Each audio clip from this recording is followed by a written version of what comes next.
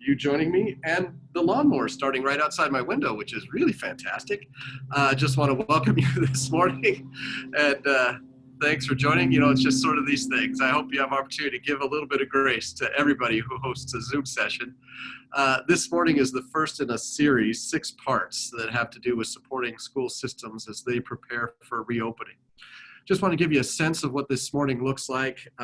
Just want to also share that although I hope you've got something to drink, coffee, tea, favorite beverage, maybe even a snack to go with you, it's not a passive session. It's not going to be me talking at you for 3 hours. I couldn't imagine anything less engaging. It really is an opportunity for you to engage together. But at the end of this morning, what I hope we have an opportunity to do is explore some essential questions that have to do with the overarching planning process and preparing for your reopening planning efforts. This morning session, we're going to explore some things around your team, its structure, its purpose, the processes that you'll follow, talk a little bit about platforms and the tools that you might use to engage and manage people in the planning process, think about products and timelines, and then considerations related to your next steps. I'll share that as a part of this session, I'm really excited to provide to all of you a planning template that we've created. I'll walk you through that planning template and share it with you so that you have opportunity to see a structure for the planning process overall, as well as a chance to collaborate and view the work of other school districts that are engaged in this planning effort. So super excited to share that with you. So this morning, get a journal, something you can write down with. That'll be part of the process today too, because I like reflective activities. Get a cup of coffee, tea, whatever it is going to keep you comforted, and we'll roll through things. As I mentioned, this series is part of a 6-part series. Today is the first of 2, structured intentionally in this flow. The first session this morning is overall planning considerations, launching the planning process for you and your school systems. We'll be walking through some of the expectations as designed by OSPI in their recommendations document and guidance documents, a process overall for team engagement and team process, as well as a template and tools related to that planning process. This afternoon, digging a little bit deeper then, is thinking about one of the overarching themes, regardless of what you're doing, is how effectively we communicate and how we connect with a variety of audiences. Kristen Jowdon, our Senior Director for Communications, will be facilitating that, and a chance to dig a little bit further into that content. Wednesday morning, so you get a little bit of a break, Wednesday morning is looking at the process of continuous learning. So what can we learn from this last spring? What are some effective practices as we engage students in authentic and meaningful learning? And then follow that up Wednesday afternoon with trauma-informed practices. What are some of the things that we do to respond to the unique needs of students' life experiences? Also think about staff too, in terms of mental health, wellness. Friday morning, we'll be looking at the health and wellness content, and then we want to look at, let's see if I can hide this, health and wellness, and then in the afternoon on Friday, looking at business operations, specifically looking at facilities, food service, and transportation, digging more into those last 2 topics. So this morning's session is part of a whole series, and I hope that you find the structure to be supportive of you and your team's planning processes. So this morning, it's just some logistical things with relation to your participation. Mute your microphone. Our hosts can assist with that. If you have any challenges, I'm just so glad to have a support team helping me today. I've got Cherry Thomas, my assistant, who is working to monitor chats. So if you have questions, you have comments, you have things that you'd like to explore within the context of this session, certainly engage there, encourage your dialogue and connection with each other. However, I won't be monitoring that this morning. Usually I do, but I'm trying to stay focused, which is unusual for me. But Cherry will be monitoring that and texting me any of the comments and things that you want me to be attending to. So chat panel is an opportunity for that. we will be going into breakout sessions.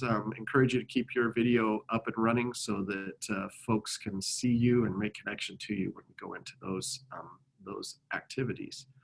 Here I'm going to push pause actually for a moment, and you could help our other support teams. I'm glad to have Carrie Sherman along with me with some other folks who are assisting in the background. So our Zoom support team is here with me.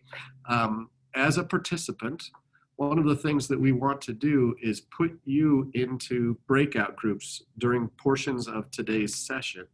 We'll be doing this for all of our sessions. Some of them will be random assignments, just pushing you into groups to have a conversation. But this morning, I want to have an opportunity for you to spend some time in groups that are organized by district. So if you've not done this before, in the bar, probably on the bottom of your screen, you click on participants. You can also hover over your picture.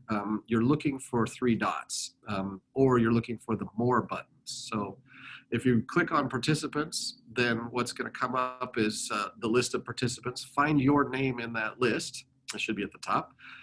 Look for where you'll see unmute and more. Don't click on unmute, but click on more. And when you've selected that, select rename. You'll do the same thing if you find your picture. There's 3 dots. Rename is one of the options that comes up in the menu. And when you find rename, this is what we'd like you to do is change the name, your name as a participant to your district's name dash your first name. So for example, I would be ESD 113 dash Dana. Brian Wharton, I saw you're in there, so you'd be Yelm dash Brian. If you're not inside of our region, and we had in our registration list quite a few folks that were outside of the 113 region, if you would please change your district name to other small dash first name or other large dash first name. And for us, that means we're going kind of around the class 1, class 2 district break. So if you're from outside of the ESD 113 region, and your district has greater than 2,000 kids in it, if you would do other large dash your first name. If your district outside of our region is smaller than 2,000 kids, if you could change your name to other small dash your first name. If you're staff here at ESD 113 and you're just lurking, you don't need to do anything. Thanks for joining me. If you're staff here at ESD 113 and you want to be put into a breakout group, then change your name to ESD 113 dash your first name. So what's going to happen then in the background, and I'm purposefully stalling, is in the background, as soon as those names start getting set up, our support team will start creating our breakout group structures. That's going to take a period of time, and putting you into district groups so that you can have some conversation that focuses around the topics of this morning. So I'm actually going to pull up the participant list for just a second. I see that is happening. Way to go.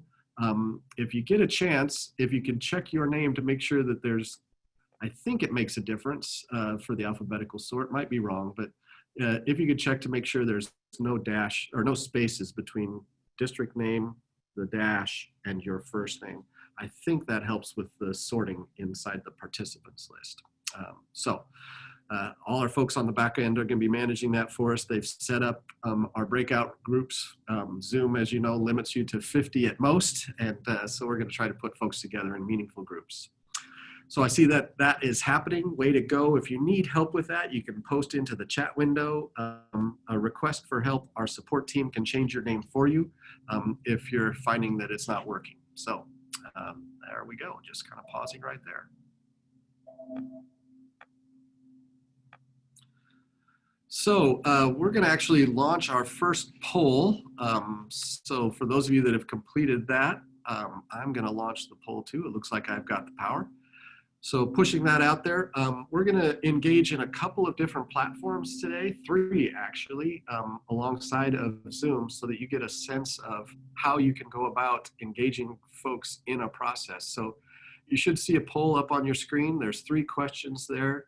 One has to do with your platform, one has to do with your communications plan, and the last one has to do with what your thoughts are about reopening schools. So I'm going to pause for a moment, mute my microphone, give you a chance to respond to that poll, and I'll come back in, let's say about 90 seconds or so. So if you could complete the poll, I'd appreciate that, and I'll share the results on screen so you can see what's happening with the folks who have joined us today.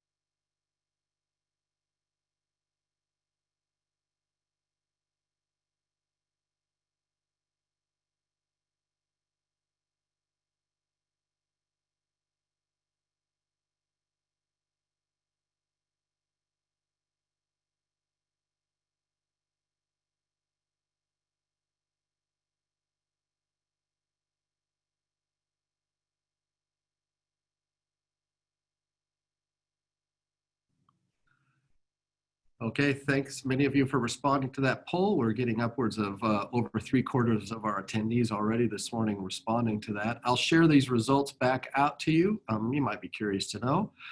In terms of platform, I want to talk about that a little bit today, give you some thoughts and recommendations in relation to how we manage and share our planning process as well as the results of our plan. Communications, a big topic for today and a focus for this afternoon. So I want to share your thinking in relation to where you are with regard to creating a strategic, structured, and intentional communications plan for informing and keeping a variety of audiences engaged, and then your thoughts about where you are in relation to your planning process. So in about 10 more seconds, I'll close this poll and share the results back to you so you can see where our audience is here today. If you're looking at the chat, our participants list, we've got just under 200 folks in attendance. Boy, I couldn't even imagine what my Brady Bunch screen would look like with all those folks here, but grateful for your taking some time together with us today.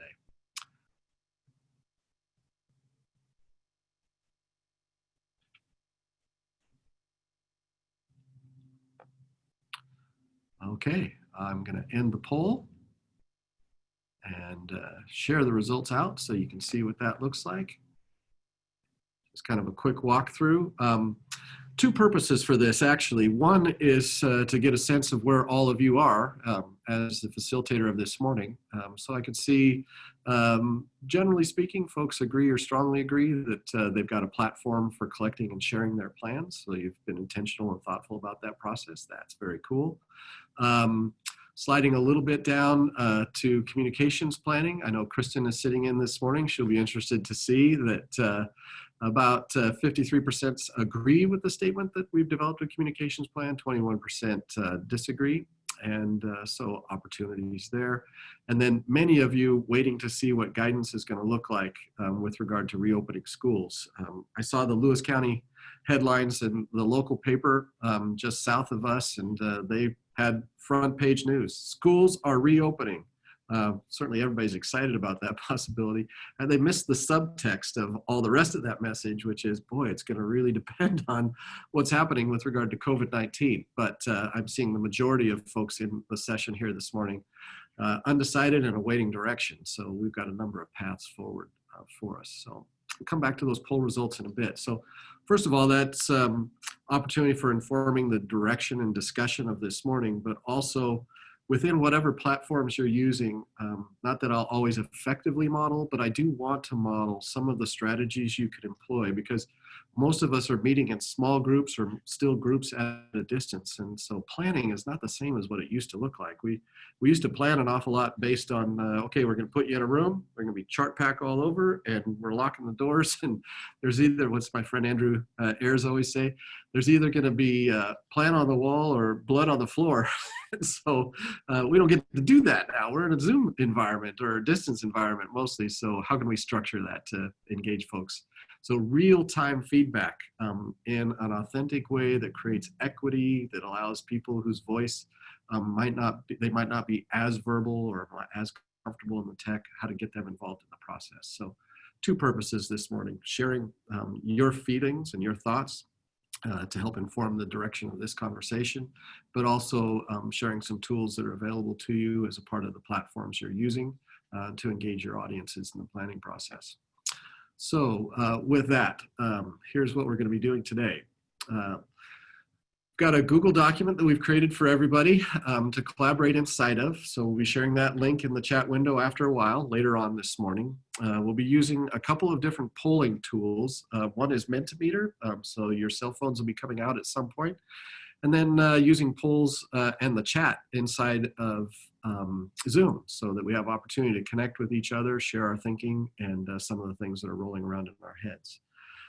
In a bit, sometime later this morning, I'll get a chat from our support team. Will let us know when our breakout room structures are fully in place, or as close as can be.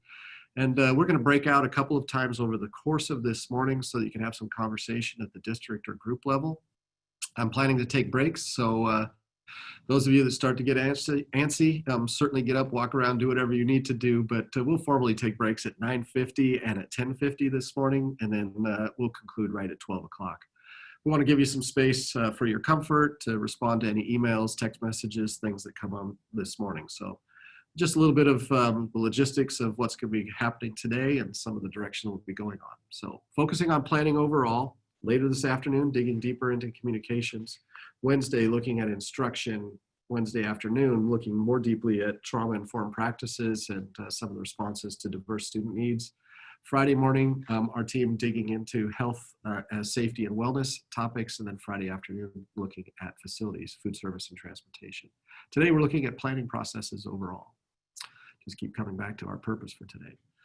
So let's take some time here related to Wednesday afternoon's topic.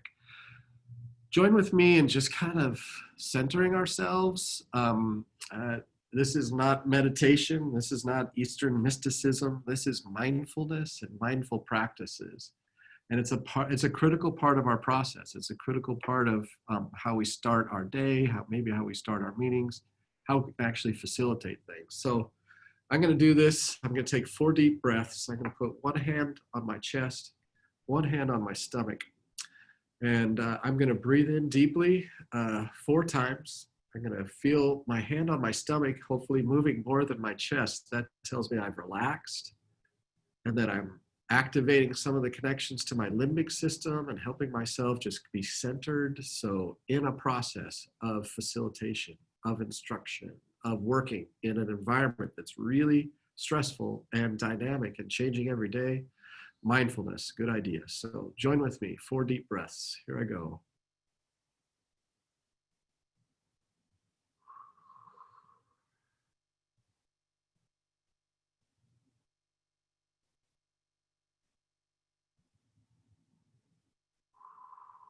Two.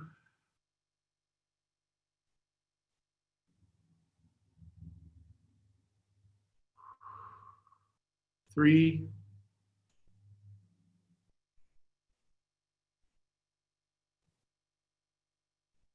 And 4. Looking to be centered this morning. And so what I want to do, what's Carrie saying?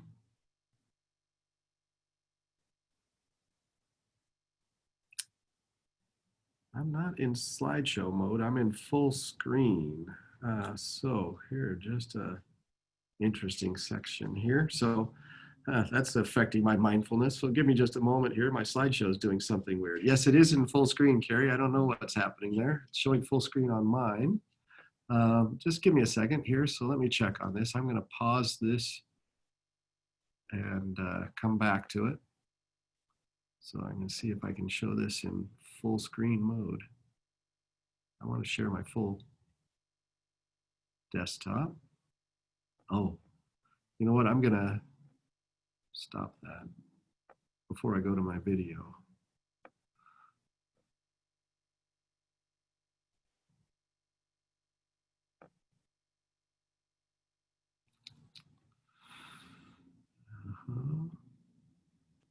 Feel free to visit amongst yourselves. I want to problem solve this very quickly.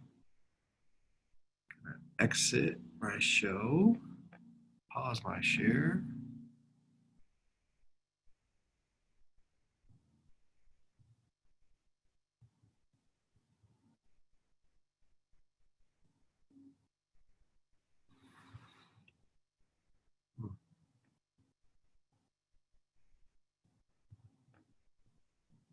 Just give me a second here. I want to check to make sure I've got all my slideshows set up properly.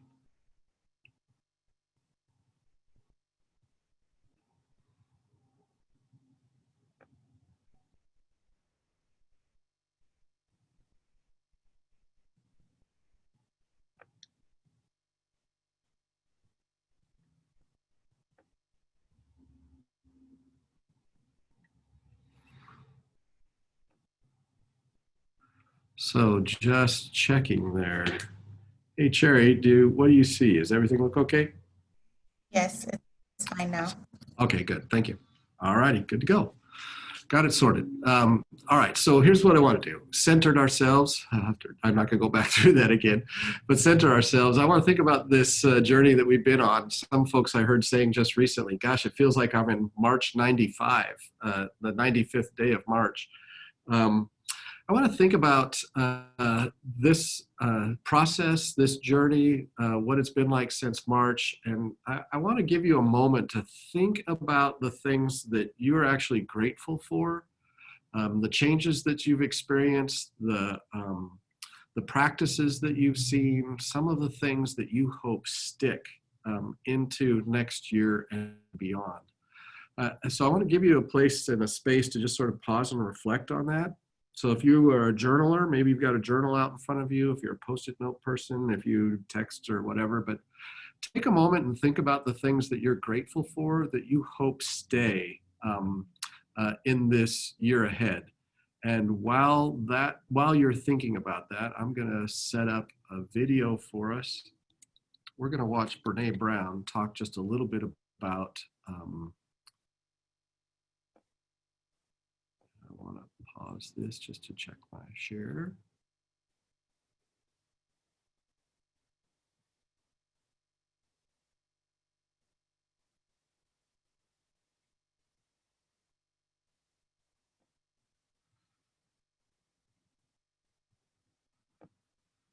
Okay. I'm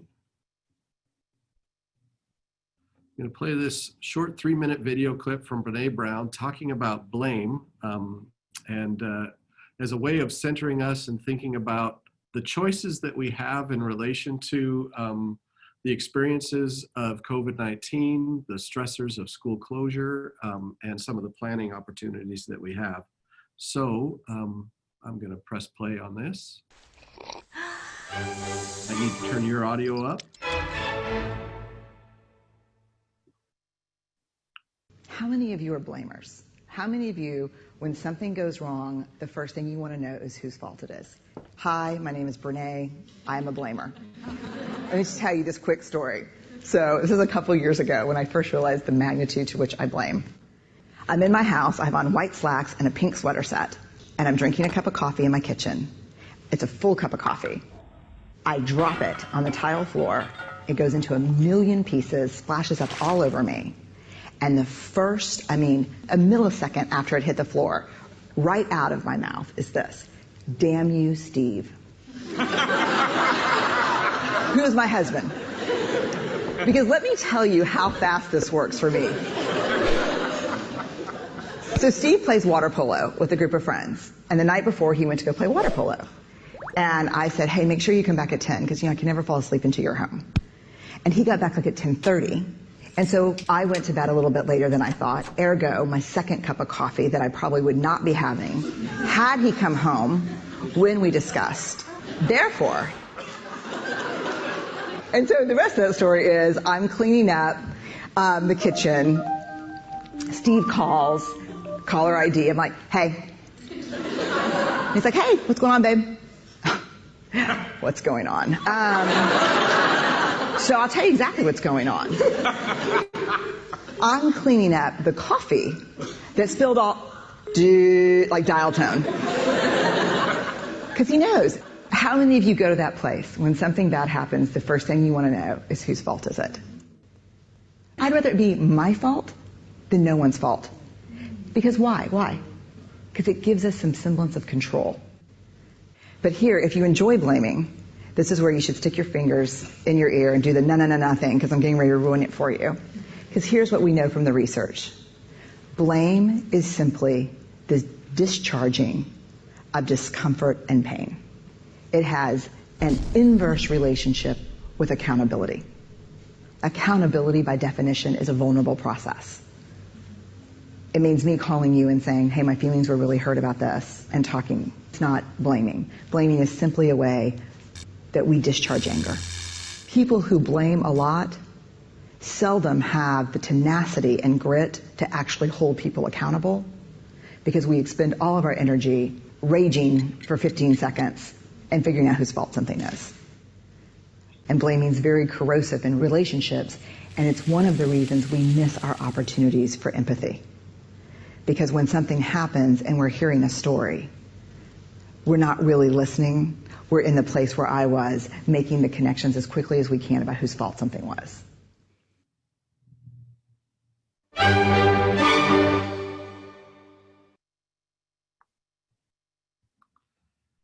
If you're like me, you really don't want to hear that. I'd rather just blame something. But that blame is expressed pain, right? And we're in this time where there's an awful lot to blame. There's certainly a lot of things outside of our control, but how we respond to it, how we respond with empathy, the choices that we have with regard to our reaction and interactions with our circumstances are kind of the point here. And what I'd like us to think about is starting this journey together, thinking about gratitude. And so I asked you to think about something that you're grateful for that you hope sticks this series and during this time, and what you hope kind of continues on into through the summer, into the fall, maybe it just becomes part of the culture of your organizations. And so what are you grateful for is kind of the overarching question. So get your cell phones out if you wouldn't mind. And while you have your cell phones out, if you would navigate to menti.com. So menti.com on your phone browser, your mobile device, and enter the code when you get there, 406770. You'll see that in the upper corner. I won't say those numbers again because I'll be saying them at the wrong time while you're trying to type something else. But go to menti.com, use the code that you can see on the screen. And when you're there, you're prompted with this question. This past spring, I'm grateful for. If you would take a moment and put the things that you're most grateful for, and you'll see that showing up on the screen. You can submit more than once if you'd like, but share some of the things that you feel some gratitude for.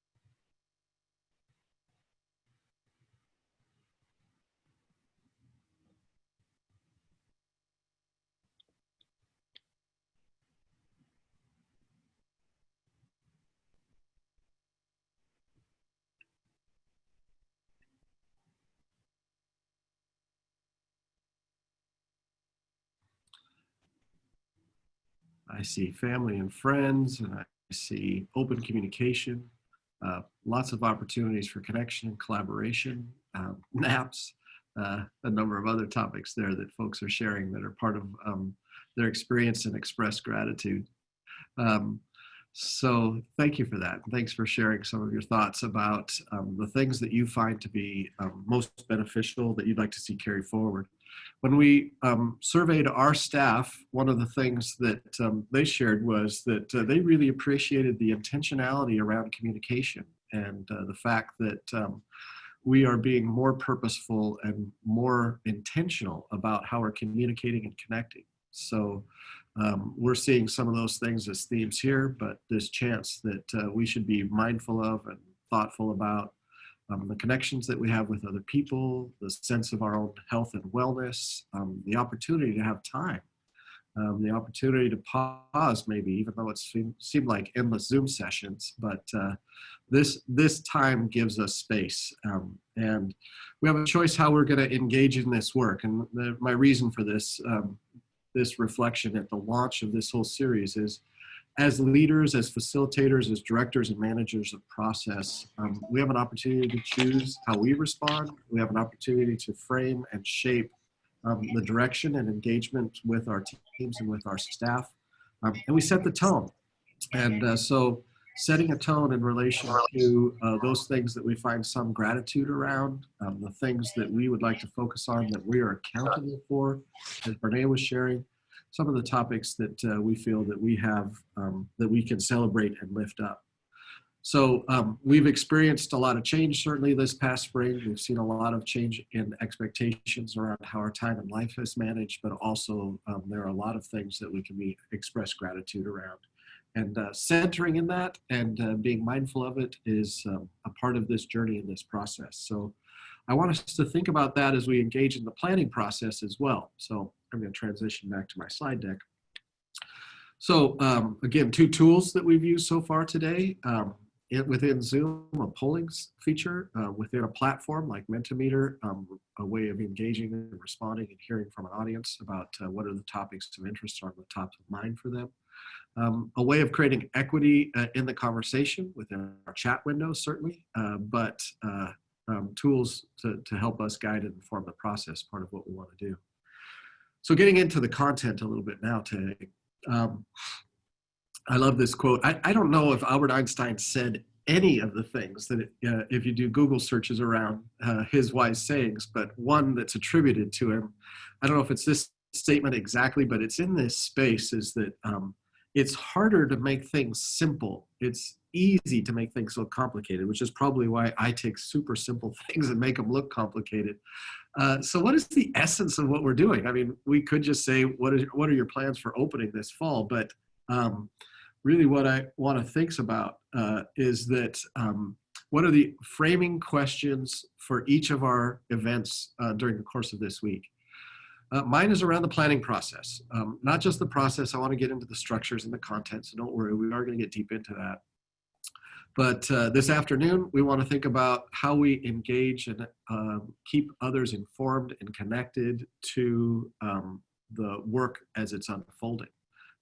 How do we adapt teaching and learning in the environment of distance learning? But not just that, how do we adapt teaching and learning so it continues to grow and flourish as more authentic each and every day? So this process isn't just about distance learning, it's about different ways of engaging students and families in the learning process. What do we do to respond to the mental, emotional, social emotional, behavioral needs of students, and how do we support staff as they're responding to kind of the emotional trauma of change? How do we reduce risks?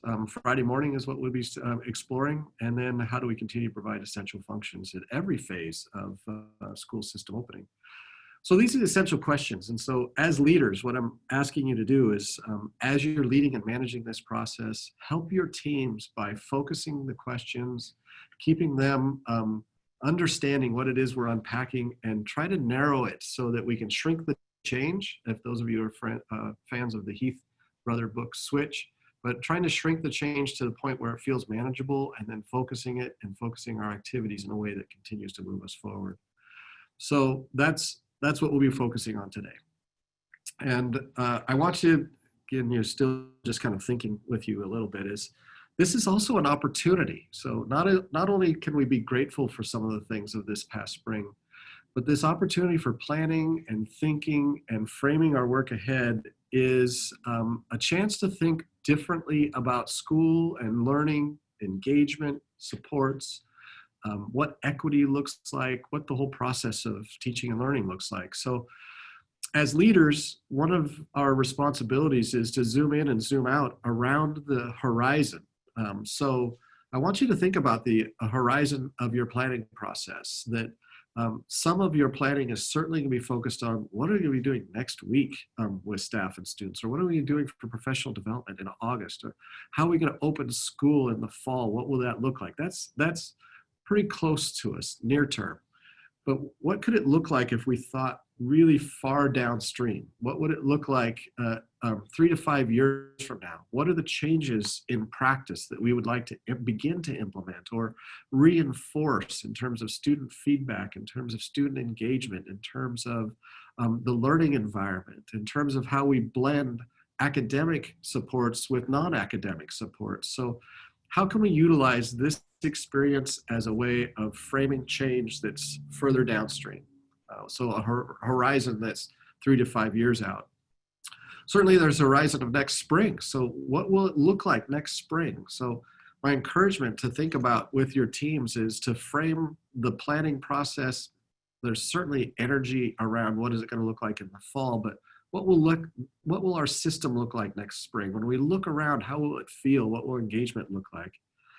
But I know most of us are focused in on what of three doors are we going to be going through, and how do we plan for those so that we can rapidly adapt and respond to what the spread perhaps, or the resurgent of COVID-19 might look like in our communities, knowing that most of that is going to be a district by district, community by community response based on what the health data is showing. So there's three doors probably that you're planning toward.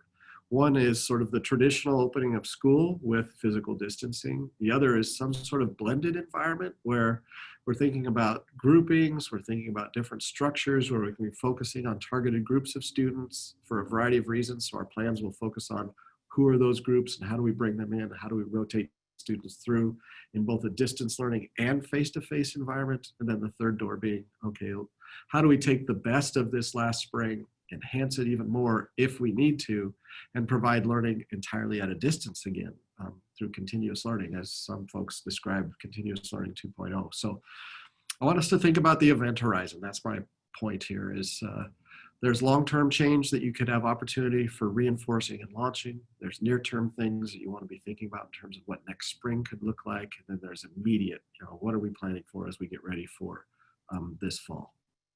So as you're journaling and as you're thinking as a team, I encourage you to think around those three different distances in terms of the event horizon. So with that, I want to go back to Mentimeter, another planning tool for you to think about. So I'm going to push us to another question. So cell phones can stay back out.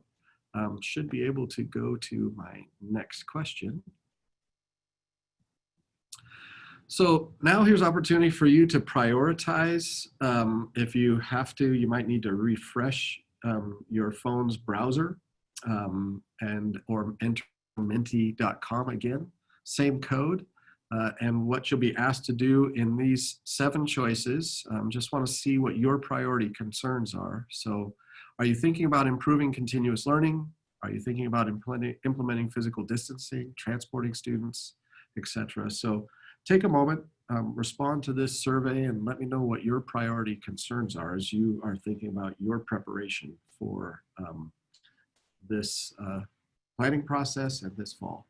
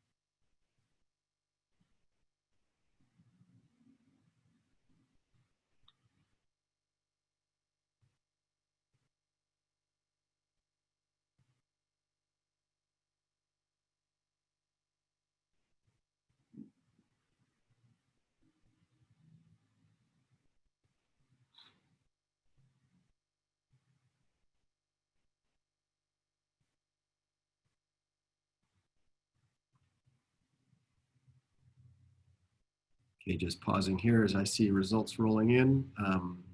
We've had about over 125, 130 responses so far. Kind of, if we're calling this, if it was Kentucky Derby, we see some things kind of floating to the top. For a while, staff and student mental and emotional health was the #1 concern. It's certainly in the top 3. So focusing in on these topics of managing staff and student health risks is primary concern. Implementing physical distancing requirements, what is that going to look like as we think about what return to school could be? even if we're in a phase 4 in our state, having to maintain that 6 foot of physical distancing. Staff and student mental health concerns, third, and then improving continuous learning, fourth, and the others kind of tailing off a little bit from there. So thanks for taking that. Again, this is an opportunity for thinking about, I have two purposes here.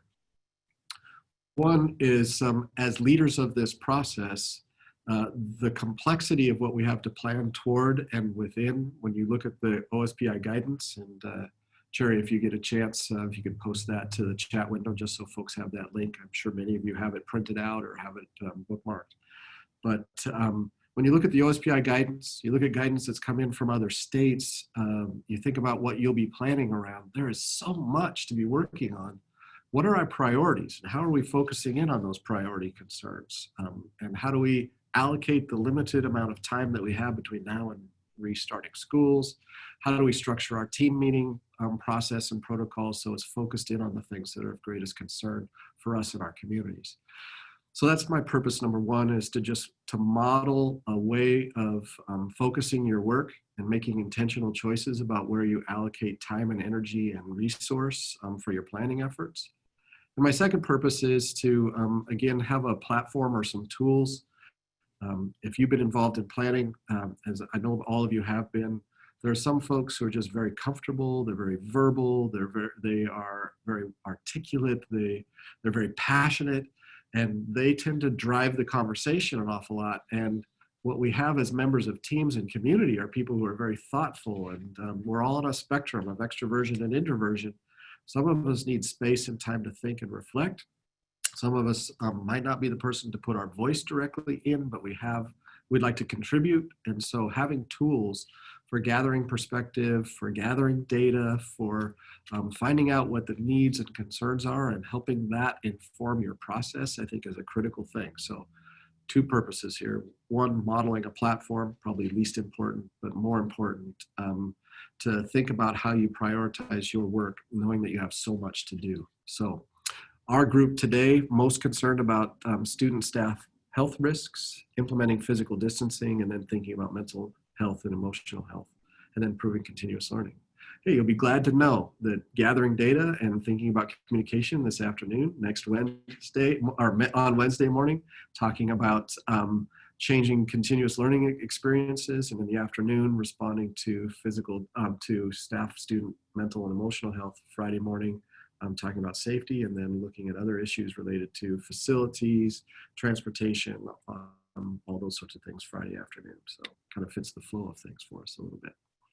So with that, I want to think about what our resources are. And so this is going to be my pivot to just before our first break. I don't know how many of you are huge fans of the Princess Bride movie. I've spent way too much time, too many times watching it, but maybe and I draw it needlessly in as a metaphor, but there's this scene where they've decided they're actually going to be storming the castle. Billy Crystal just waved them by. Good luck storming the castle. And Wesley has just been coming back from being mostly dead. And they're there, they're getting ready. And Wesley asks this question, okay, we're going to storm the castle? Well, what are our assets? And he hears, it's your brains, my steel, physics strength. And he says, we can't do it. We don't have enough. There's no way we're going to make it. And then they say, well, we got this wheelbarrow. Oh, and we got a fire cloak. And so, he says, well, why didn't you tell me that we had those things amongst our assets? And then he starts to put his plan together. So what I want us to think about, and what we'll be working on in our next phase of this presentation and our discussion this morning, is thinking about what your assets are and how you're going to engage them in your planning process. So when we come back from break, we're going to explore some of the most critical assets that you have, your people, and how to deploy them well and effectively in your planning process. So with that, I'm going to take my first break this morning. It's 10 to 10. We'll come back here at straight up 10 o'clock. Here's opportunity for get up, stretch, grab some food, get a snack, get a little bit of a drink in you or whatever that's going to be, respond to emails and texts, and we'll come back here at 10 o'clock. So we'll see you in just a bit. Taking a quick break.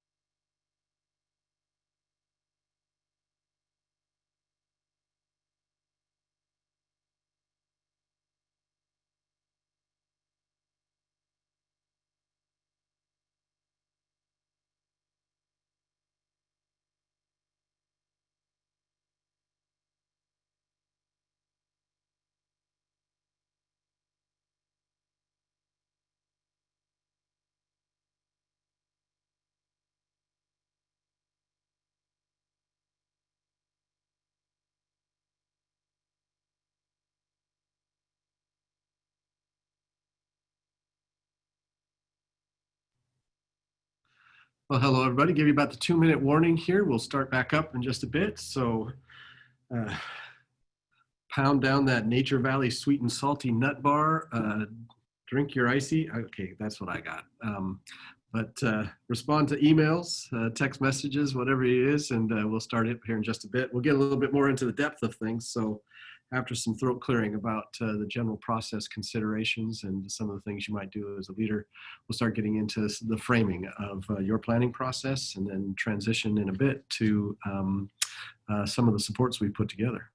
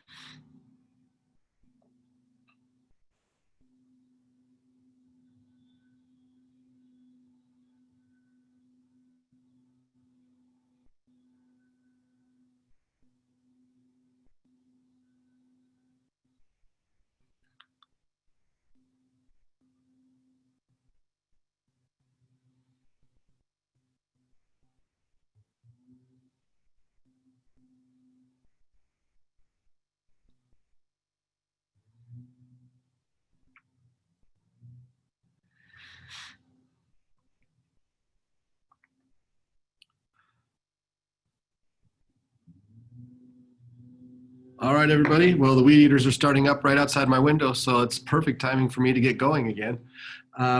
We'll continue our journey here, thinking about general planning considerations. So overall, thinking about your role as leaders of understanding and framing the work in terms of what it is we're trying to accomplish, thinking about your event horizon, thinking about tools that you might use to manage your process. But now let's start getting into a little further into the weeds. So thinking about storming your castle, which happens to be reopening schools this fall. We're certainly in a space where there's significant uncertainty. We're working mostly at a social distance, and we're in a crisis. So if we put those together in an equation, what are the likely outcomes? And so what I want us to think about is you're preparing to storm your castles. What are the things and structures that you can put in place to tap into the assets of your community? And among many, I think are primarily actually your people. So strengths, steel, and brains, those sorts of things are what we want to tap into. So I want to think about your role as leaders and your team's work within the framework of creating a team and structures that support the work towards a compelling vision, that have effective structures in terms of roles, that are using appropriate systems, supports, the tools that you might be using, and then thinking about your shared mindsets and decision-making processes. And then after we've peeled that onion for a while, we'll spend some time digging further into the framework for planning that we've put together so you can get into more of the meat of today's topic. So thinking about vision, and structures for your teams. This is very contextualized, I know. We have folks from all around the state joining us here today, and we have large school systems and smaller school systems. Most of my working history has been in what folks would think of as small and smaller school systems, but our structures are going to be varied as a result of that. But your team structure is going to, I think, have a district-wide approach. In small school systems, the district team might be 2 or 3 people, and they're doing all of the work. And the task force might be talking to the person who does transportation for you, if you have that person. Or maybe it's you because you do that work. But as our systems grow in complexity, certainly there's a structured role of a district-wide steering committee, or planning task force that has some representation on it I want to unpack in just a bit, with some task forces working on focus areas that are critical to you and of greatest importance. And so I put those around instruction, operations, well-being, and health. But within that structure, you want to support them with clear process, protocols, an expectation of what their products might look like and should look like, and what platforms and tools they might be using. Woo, there it goes outside my window. And supported throughout with effective communication assisting them through creating structures for ongoing connection and communication, not just within the teams, but within affected audiences, both to engage those audiences in input, but also thinking about how you keep them informed around your process. And if you need direction from them, how to engage them in providing you with some feedback. So team structures, critical important component there. And note to self, no sessions during lawn treatment periods of my day. So who might be involved in your teams? It's going to be a part of your choice process for sure, but I'd encourage you to think expansively about how you engage in both the steering committee roles as well as those task force roles. And you need to ask who's going to be most appropriate there for us. Certainly key decision makers, but folks with technical expertise, people with process expertise, and a couple that I really encourage you to tap into, especially since the number one concern was managing health, wellness, and safety risks for our staff, would be have your nurses directly connected to your planning process. If you don't have district nurses and you don't have healthcare staff on staff or under contract, reach out to your ESD. We have folks that could be consulting at least with you, be technical assistants to support you in that process. As you're looking at distance learning, certainly if you have technology staff, but if you have community-based partners that you might be connecting with, or other school systems for our non-highs that might be a part of this, to be adjacent to them and thinking along with your sending and receiving districts and what their planning processes are. So my point here is, I know you're engaged in the planning process, but think intentionally and expansively about what team structures you'll be putting in place. And within those teams, who are the critical folks that are your most important asset to connect them to your plans and your planning efforts. And within that planning process, what are your timelines? So folks have an expectation and understanding of what the work is going to be looking like going ahead. And so just to simplify things, I put this in a framework that Deming created, Plan, Do, Study, Act. And I think this last spring is an opportunity for us to have gone through that whole cycle and not toss everything out, just like we didn't toss everything out when we transitioned to continuous learning, but to think about what is the best of this last spring that we can carry forward. We have a chance to reflect on that. That's the study portion. And then as we scale it up or make modifications, the act portion, there's opportunities in this cycle to apply our learning of this last spring to iterations of improvement for this next planning session of this summer, but getting ready to launch into the fall. But as I think about framing this, you have this window in time between whenever you started your planning journey, if it was March or if it was May, in through till July. Feels like that's the window of time for most of our planning effort. So we have a chance to do some research. We have a chance to connect to experts. We have a chance to look through the guiding documents. We have a chance to look at what are the templates and tools that are out there. What are others doing around us internationally and nationally? So what can we learn in this research phase of the planning process? So that we're in that stage right now of, I think, pausing, reflecting, and connecting, gathering evidence and research data, and getting the right heads in the right space to contribute content knowledge so that we can move to selecting the most appropriate strategies that we can implement and support. So this research select action plan, kind of compressed, but looking at that up through July. And in July, we start really looking at the transition from planning to implementation. And our first implementation stages are going to be really around building awareness and creating capacity and understanding for the choices we've made for implementation. So the first look at our plans after communicating what our structures look like, the first experience of our plans is really going to be focusing on staff development, intentional staff development, focused on preparing them to launch our systems, everything from transportation and food services protocols to what student engagement in learning might look like if we've made decisions about grading practices, if we've made decisions about distance learning or continuous learning supports. Certainly, we're going to be implementing our safety protocols. If we're looking at some form of queuing management for students and patrons entering our facilities, if we're having to put structures in our buses to create shielding around staff providing transportation services. The safety implementation facilities work is ongoing, but certainly we're going to be implementing heavily in July and August. And then we are going to be making choices around what our local phases are. So the decisions, it appears currently, are local decisions around what the current health risk factors are within your community, might be at a school or at the district setting, depending on your context, using CDC and other guidance, and then we're leaning heavily on your local departments of health to make decisions about, okay, within the phase, what is the most appropriate approach for us to manage health risks? So although the goal is for everyone to reconnect to student learning in a face-to-face mode, we're at the mercy of what's going to be happening with regard to COVID spread. And so in that context, we need to be prepared to rapidly transition between phases and modes of delivery of instruction, student engagement. So those choices will be what we'll be implementing late August and early September.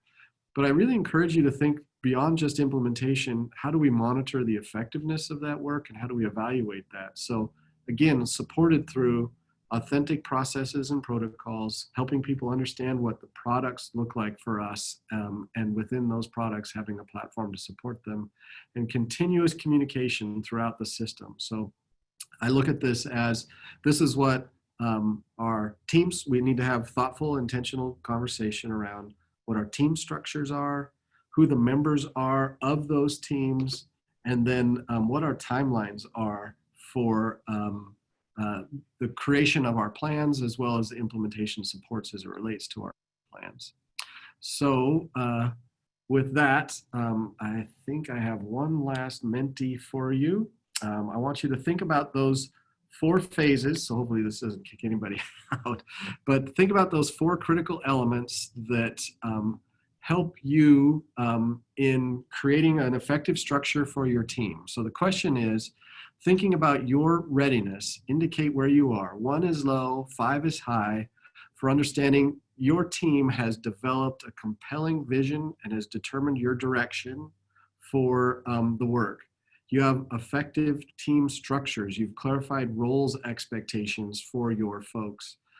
You have selected intentionally the tools that you'll be using to support your planning process, and you've created clarity around what your decision-making models are going to be looking like as decisions come forward. So just push pause here for a moment for you to connect to that, and I'm just curious how you would assess yourselves in terms of your team's readiness for compelling vision, effective structures, supporting systems and tools, and creating a shared mindset on a scale from 1 to 5, where 1 is, I strongly disagree, or very low on that scale.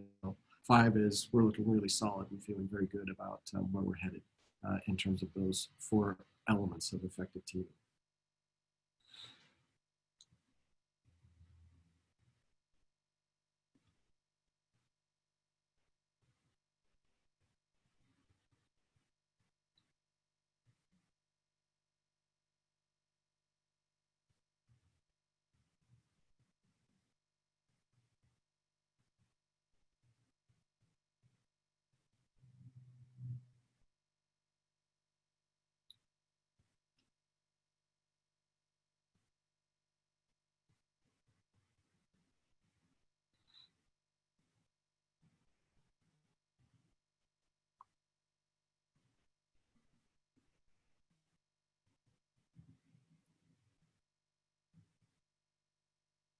Okay, I can see I've had a majority of responses. Continue to submit if you have opportunity. I'm just curious how you assess yourselves as participants here today. So I'm going to go through the data just fairly quickly. Looking at a compelling direction or clear vision for what our work is going to look like. You can see the distribution of our responses of the 124, 125 folks who've responded.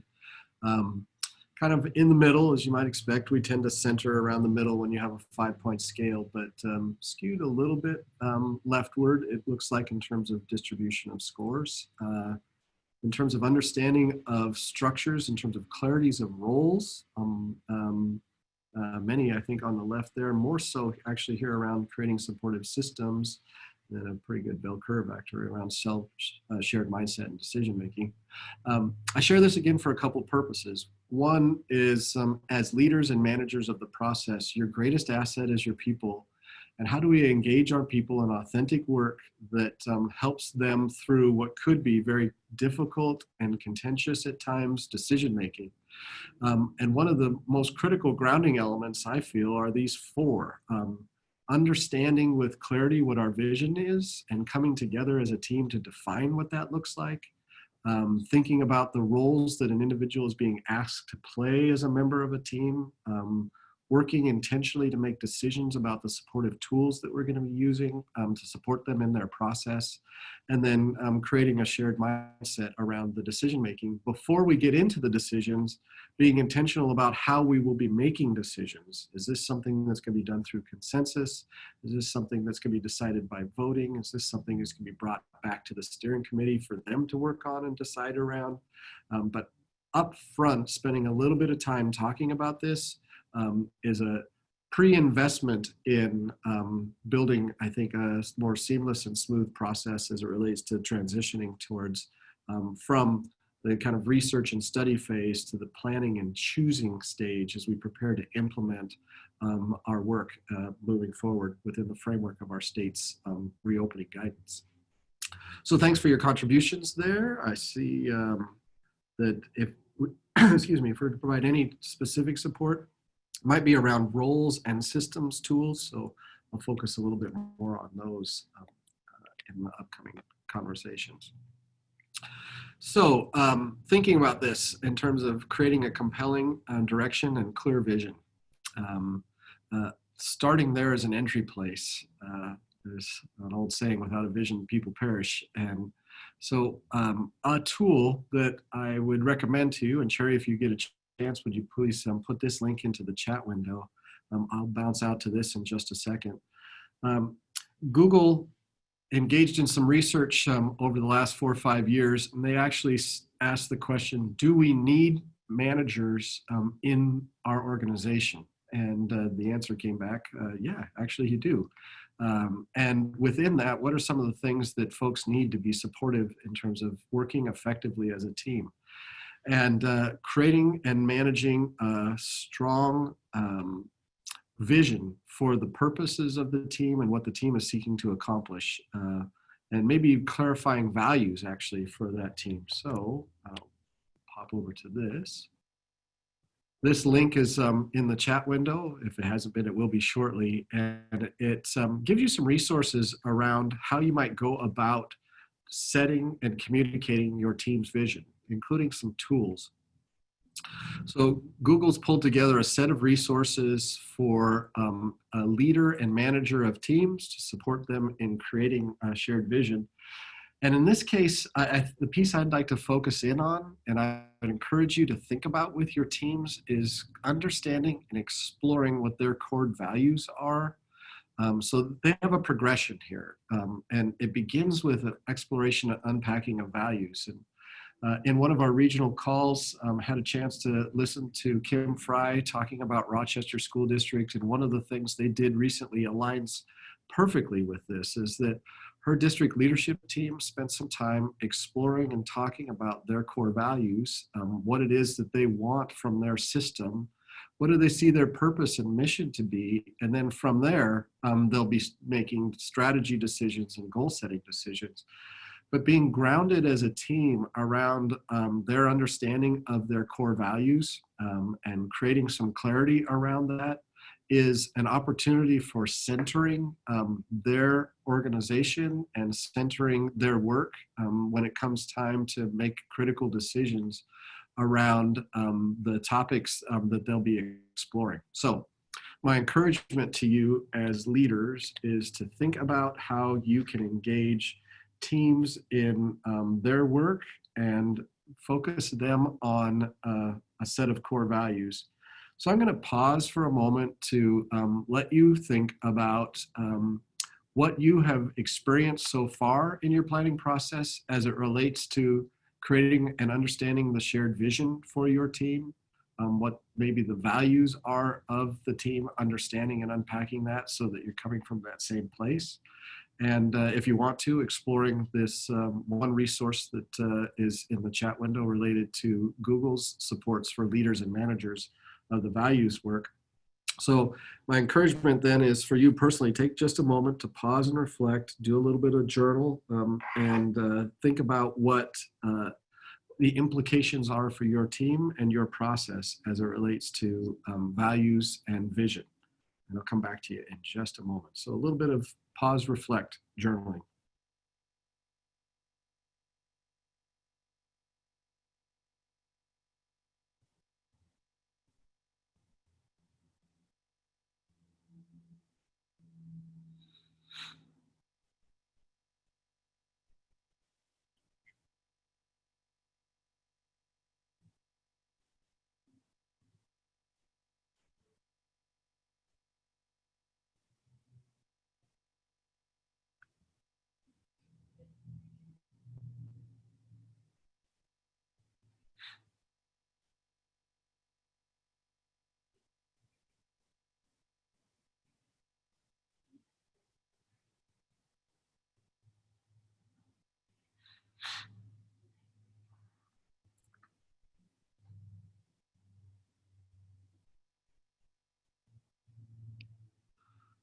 Okay, going to take one more moment here, unpack one of these for just a bit, and then we put together breakout structures for you to get together with teams or similar groups if you're from outside of our region based on school district size and location, and give you an opportunity for some focused conversation.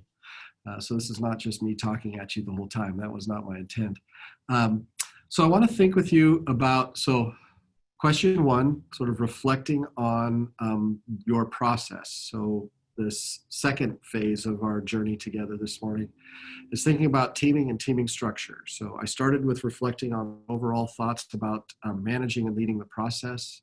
Now I'm thinking with you about your team and your team structures and creating clarity around who our team members, what our team structures are, who our team members are, what our timeline is in terms of the process and expectations for planning. And then within that timeline, what is the guidance and support that we're providing to our teams so that they have clarity around vision and values, and they have clarity around the roles that they might have as members of a team. Then we'll push pause there, and we're going to give you some space for some breakout conversation. Then I'll pull you back to unpack a little bit more of these last two elements of tools and mindsets. And then we'll end with getting into a planning template structure and a process related to that structure to unpack what your plans might look like in alignment with the state's guidance and these 6 sessions that we have this week, and create some space for your team conversation within that. So there's kind of the back to the whole picture. Now, zooming back in, thinking about effective team structures and roles. Cherry, if you have opportunity, please put this link into the chat window. This is an article from Harvard Business Review. And whether you use this structure or not, this is related to project management. And so if you have expertise around project management within your community, tap into it. If there's somebody on your district team who's gone through that training process related to project management, how awesome is that? If not, reach out to some folks. We have people here, Stephanie Griffiths in our ISC, our Information Services Center. She has a lot of depth of knowledge around project management. Maybe you have people within your community, or you have staff who have some training or some experience around this. But let me just walk through this just a little bit. As a member of a team, you come with a set of experiences. The assets that we all have right now are basically our experiences. Nobody has planned for reopening a school after extensive closure. This is all brand new, uncharted territory for all of us. And it's a dynamically changing environment. If I haven't mentioned that, I probably should have, that the guidance that we have today is going to be refined in the next week or so. There's phases that we'll be moving through that will be changing. That we don't know what the COVID-19 spread is going to look like, what flare-ups are going to be. So it's a changing environment, and nobody has been through this before. So all that we have is our experiences to bring to the table. So how do we manage? How do we lead? How do we frame? It's drawn on our experiences. But as a member of a team, I have roles to play, and understanding what my role is as a team member or who is playing certain key roles is very important, because I need to know who has, for example, the role of executive sponsorship that can make the formal decisions around implementation, if that's what their role and responsibility is, because somebody has that. Whether we're a small enough team that the person on the team and we together are the whole group and we're going to make those decisions, and the person in the room who can cause them to be implemented is there, awesome, that's great. In larger school settings, in districts that are more large, complex, and are managing a lot of scope in terms of the size of community, the numbers of kids served, the numbers of schools being served, there's probably a project steering committee that is over all this, that is actually making the decision making, and task forces are making responsible recommendations to that group for implementation. But connected to each of the task force, I believe, needs to be an executive sponsor link, so that folks know if they're marching down the right road towards something that could be implemented. Someone who has project management experience who can facilitate process is what I'm thinking about here. People who can, the next element is, it's not the same role. Someone as an executive sponsor is, I'm a key decision maker and I can cause these decisions to be implemented. If I'm a project manager, I'm doing the coordination of, and I'm keeping the team moving forward. We're working on the calendar of our meetings, the cadence of our meetings, the structures and supports of our meetings. And I'm bringing together the right team members that are representative of that kind of hexagon collection that I had on screen a while ago, around key stakeholders, people who understand both process, people who have content expertise. We're bringing those team members to be contributors to us.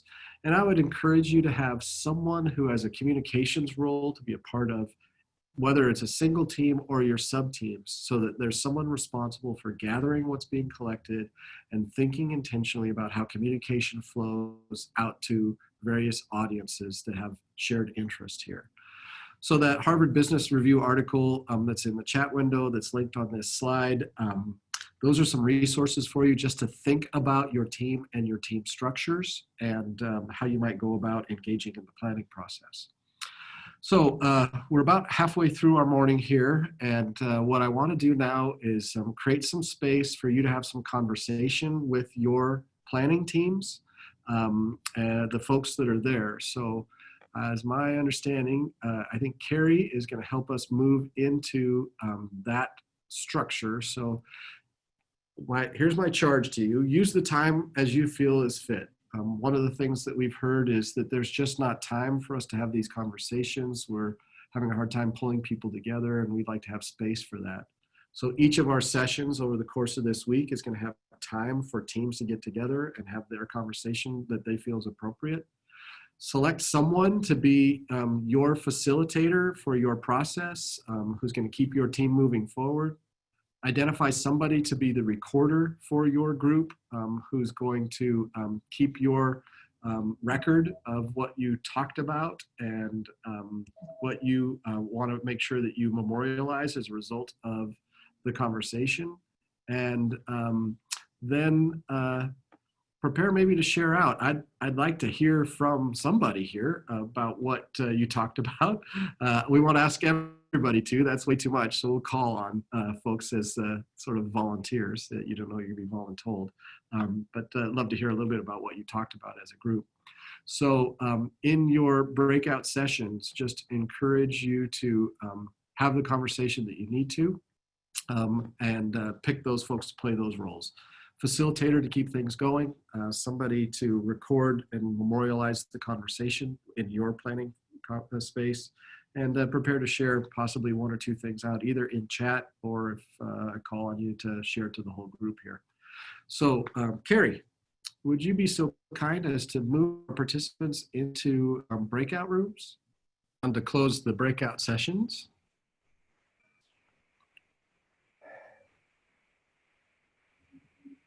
Welcome. As folks start coming back, we'll be closing the breakout sessions. I think I can't see the countdown timer. It looks like it'll be about 30 seconds or so. And we'll pick up from there, transition to a break, and then talk through what our next steps are going to look like.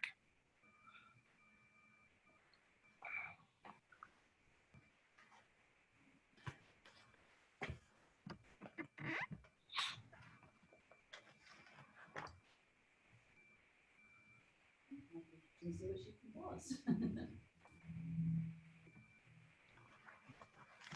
Okay, I can tell by the rapid increase in count that breakout sessions were closed. Welcome back. Uh, I know that probably more time would be valuable, and we're certainly going to provide additional time for you here this morning. I just want to share a little bit. You know, I'm sorry, I'm taking you on this journey that is the way my brain works, which mostly is random. So I try to put it into structure, and the slide deck helps me. But I'm a whole to part thinker. So big picture for me down to the fine grain stuff. So that's what your experience is looking like this morning. So just to recap, we started with really big picture ideas. You know, what are some of the general considerations around the roles of leaders in a time of change, down to structures of teams. And when we come back from break, we're going to get into much closer into the weeds around what are the specific platform tools that we'd use with recommendations, and a planning template that we put together for all of our participants, and anybody can use if they want to manage the planning process with some guiding questions mapped to the state's guidance document, and a place where you can collaborate across school districts. So that's where we're headed when we come back from break. So of the four things that I'm encouraging systems to think and talk about, we've gone through two. Thinking about vision, effective structures, and in just a bit, we'll transition to supportive systems and tools. So it seems like we had a fair number of folks. Let me take a look at my participants list. We're gonna just do a call on here.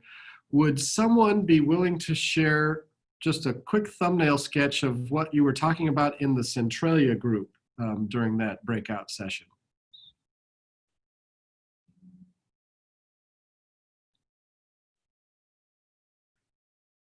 Yeah, I can do that. This is Tammy. Hi, Tammy. Thanks for jumping in. Yeah. So one of the things that I did want to share that I wrote down that I thought was just mind-blowing, and maybe it won't be for you, but it was for me.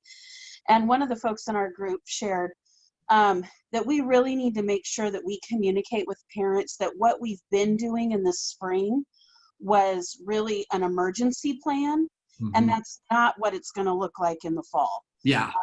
If we're doing long distance learning or continuous learning, that we're being thoughtful and intentional and organized and planning around it, that it's not going to look the same, that what they experienced in the spring was an emergency plan. Yeah. And I wrote that down and highlighted and circled it and put stars around it because I think that's super important. And I thought that was really a great point, because we have parents who have been super frustrated with kind of the way things have gone. And so they're feeling like, oh my God, if this is what the fall's going to be, you know, I'm not sending my kid back. Yeah. And so to really make that point to them that, no, this is not what the fall's going to be. So we talked about a lot of things, but I thought that was genius. Nice. I love that. And, you know, I was on a website, a video blogger was talking about the role of leaders during this time, and he kept calling it pandemic learning. I don't know if I like that statement, but he was driving that point home. We've been engaged in pandemic learning this spring, which was just like try to flip the switch and get into a crisis learning mode to just kind of keep things going, but it's not what we're going to do in terms of ideal. And we're given space and time and planning and training and support, the experience is going to be completely different for folks coming into the fall. So that's a great message. I saw a fair number of folks in the participant list from Shelton. So last group, quick share out. It's like I've got one of those cups with tongue depressors and your names are on it. So, hey, anybody from Shelton want to share a little bit about what you talked about during breakout?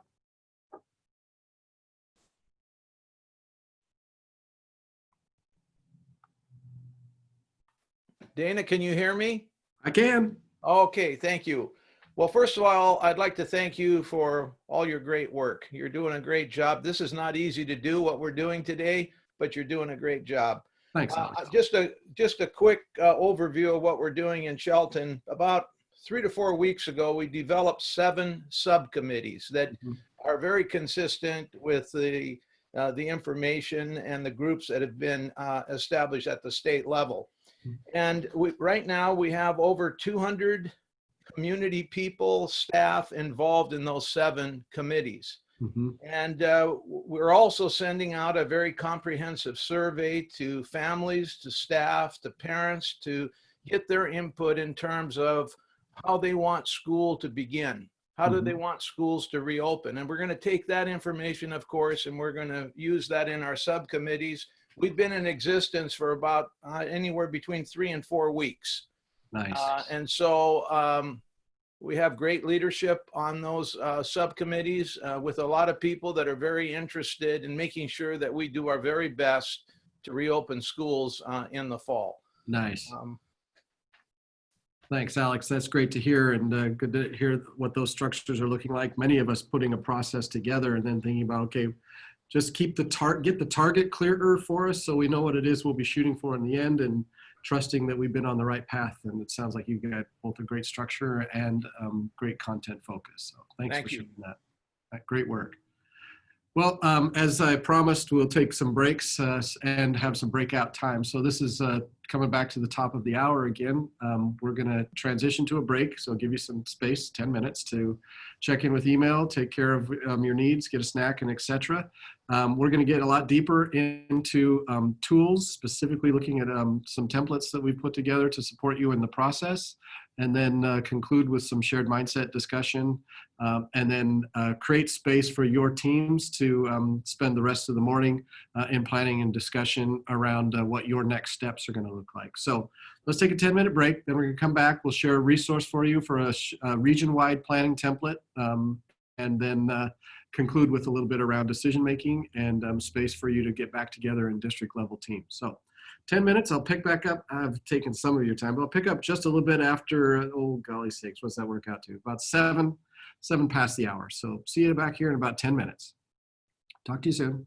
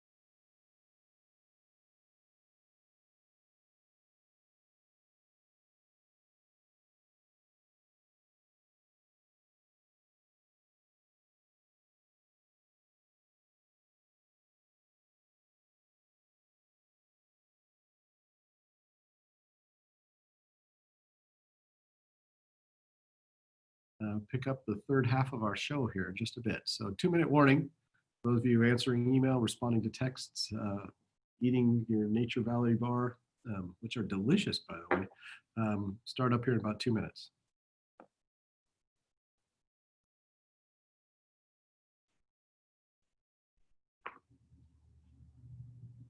Okay, starting up here very soon, everybody. Welcome back. Third half of our show. Just a couple of reminders as a means of stalling as folks return. In the chat window, it's a pretty large file, mostly because of the session images. I think a pretty good size. So reopening schools, session 1, you'll find that slide deck linked in the chat window.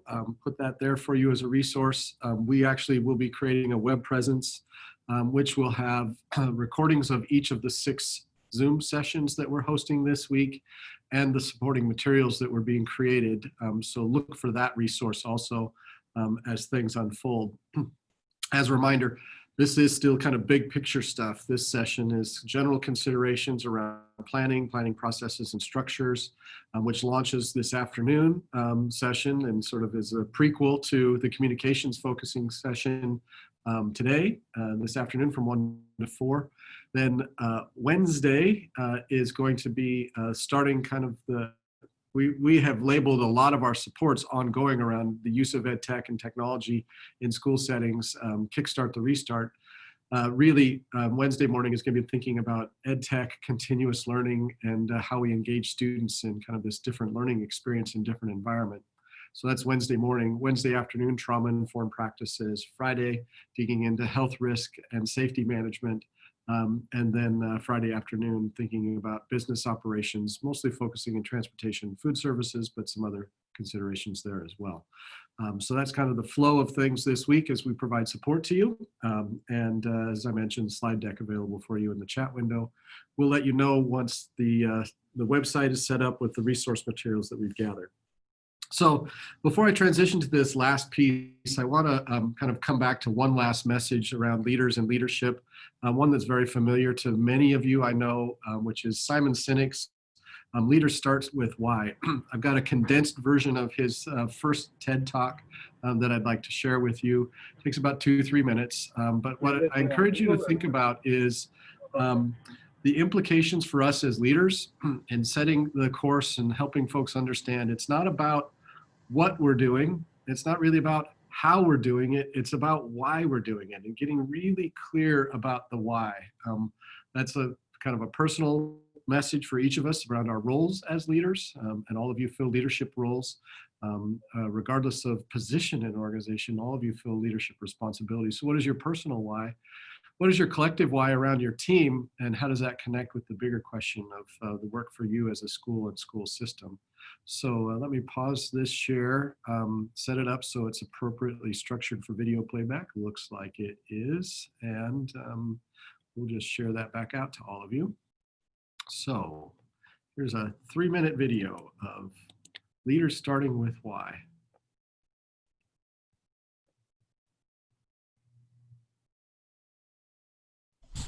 Probably the world's simplest idea. I call it the golden circle. This little idea explains why some organizations and some leaders are able to inspire where others aren't. Every single person, every single organization on the planet knows what they do 100%. Some know how they do it, but very, very few people or organizations know why they do what they do. By why, I mean what's your purpose, what's your cause, what's your belief, and why should anyone care? The inspired leaders and the inspired organizations all think, act, and communicate from the inside out. Let me give you an example.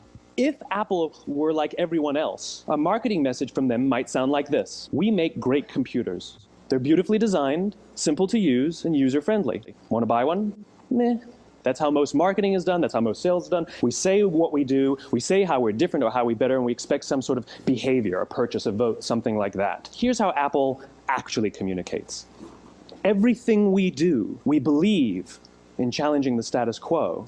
We believe in thinking differently. The way we challenge the status quo is by making our products beautifully designed, simple to use, and user-friendly. Want to buy one? People don't buy what you do, people buy why you do it. The goal is not to do business with everybody who needs what you have. The goal is to do business with people who believe what you believe. Again, the goal is not just to sell people who need what you have, the goal is to sell to people who believe what you believe. If you hire people just because they can do a job, they'll work for your money. But if you hire people who believe what you believe, they work for you with blood and sweat and tears. Something called the law of diffusion of innovation. The first 2.5% of our population are our innovators. The next 13.5% of our population are our early adopters. The next 34% are your early majority, your late majority, and your laggards. But if you want mass market success or mass market acceptance of an idea, you cannot have it until you achieve this tipping point between 15 and 18% market penetration. So it's this here, this little gap that you have to close. Because you see, the early majority will not try something until someone else has tried it first. And these guys, the innovators and the early adopters, they're more comfortable making those intuitive decisions that are driven by what they believe about the world and not just what product is available. These are the people who stood online for 6 hours to buy an iPhone when they first came out. Leaders hold a position of power or authority, but those who lead inspire us. And it's those who start with why that have the ability to inspire those around them or find others who inspire them. Thank you very much.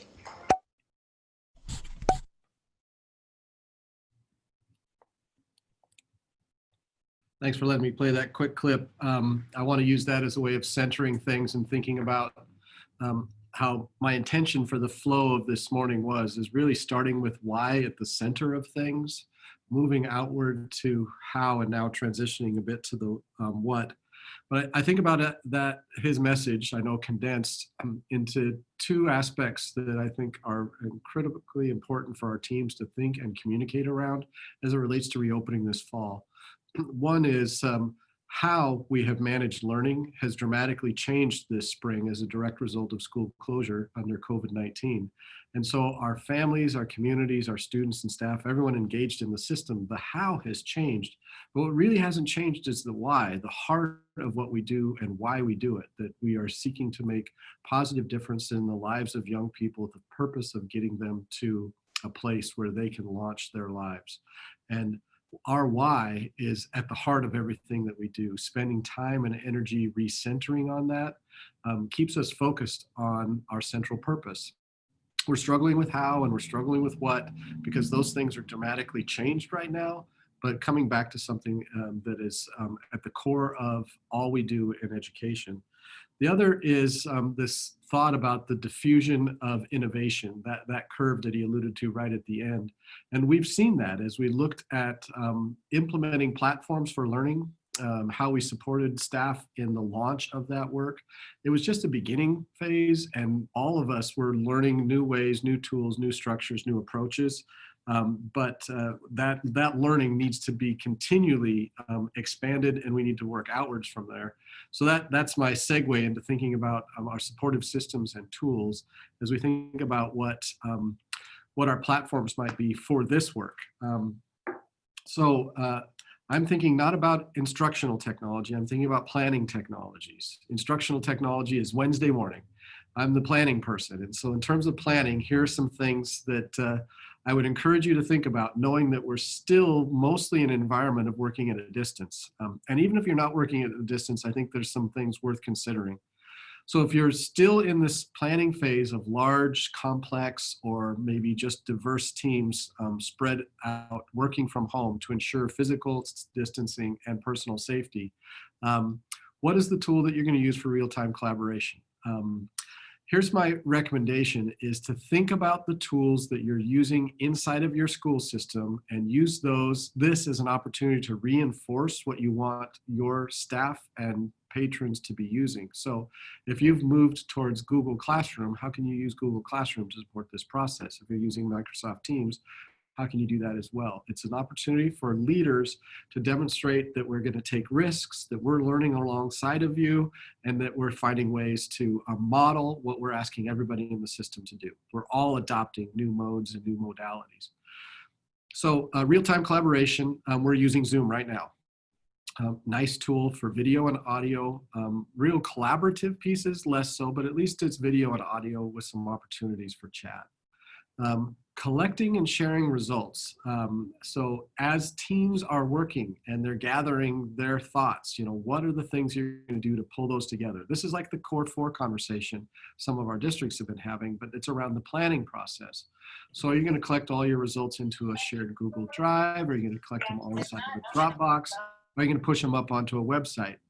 For us, we're using Dropboxes an awful lot for our platforms for collecting results.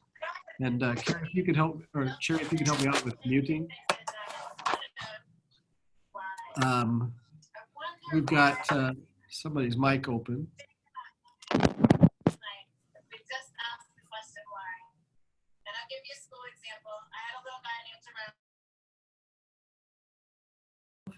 Thank you. Okay, so how are you going to collect and share results? Dropbox, Google Drive. What are you going to do for forms of collaboration? So collaboration may be in real time, might not be in real time. So are you going to use Google Documents for managing that process, for collecting team results, but they're doing it all in a shared place? Are you going to use Office 365 or Padlet or some other tools like that? We're going to model using Google Documents. What might you do for real-time feedback? And I'm thinking about that around the decision-making process as you're managing a team and they're engaged in the work. How are you finding, getting their input? So today we used Zoom polls and we use Mentimeter. I'm not saying use those things, I'm saying making a conscious, intentional choice about that. And my purpose for modeling those was to demonstrate how we create equity of voice in an environment where it's possible that a few people might dominate the conversation. So how do I create equity of voice, opportunity for input, but doing it in real time? And its purpose is informing our decision-making in the moment. But what can you do for other forms of feedback? Alex mentioned community-wide surveys, so a great model. So how do we get at what is it that our patrons expect from us? What are our staff concerned about? What are students hoping for? Asking intentional questions that gather data for us that we can be responsive to. And that may be using a tool like Qualtrics. You get a chance to see that model this afternoon, a very robust survey tool. Many of you use SurveyMonkey, sorry for missing the comma here, or Google Forms, whatever you're comfortable with. But what I'm suggesting here is that to think about your choice around platform so that you can make intentional decisions to both model what you're doing as leaders, what you're asking for from classroom teachers, but also to manage and accelerate your process so that you create transparency and increase opportunities for engagement. So with that in mind, I want to share a template that we've put together to assist you in managing this planning process. And yeah, Sherry, I will post the presentation back in the chat box in just a bit. So I'm going to jump out to a Google workbook that we put together. So I'll start with this. So you've all seen the OSPI guidance document, and near the end, hold on, there's gonna be a little bit of motion sickness here as I scroll down to the page I want. Near the end before the appendices is a quick planning template. It's not the final planning template, almost there, but it's one to get folks started. So we've been told that soon OSPI will be developing a formal planning template for our processes for board adoption and submission to the state board and OSPI before the start to school. But here's their condensed planning template, which has a set of key themes. If you looked at these key themes, and there are 11 of them in alignment with the key themes that are outlined above. There's a little bit of a mismatch, but it was intentional. They put some together and brought a couple others out that were different. So I bring this up because this is the condensed planning template that OSPI has created, and what we've put together is this shared Google document. This document is organized by, I'll jump over here, by our 6 planning sessions. So I just want to give you a tour of what we've pulled together for you, so that you get a sense of the structure and how that could support you in your process. It's not required. It's not in any way the final form of what things will look like in terms of reporting to OSPI, but it's our best thinking about aligning the guiding questions that we've seen over time with our 6 phases of learning structured over the course of this week, crosswalked also to the OSPI key themes.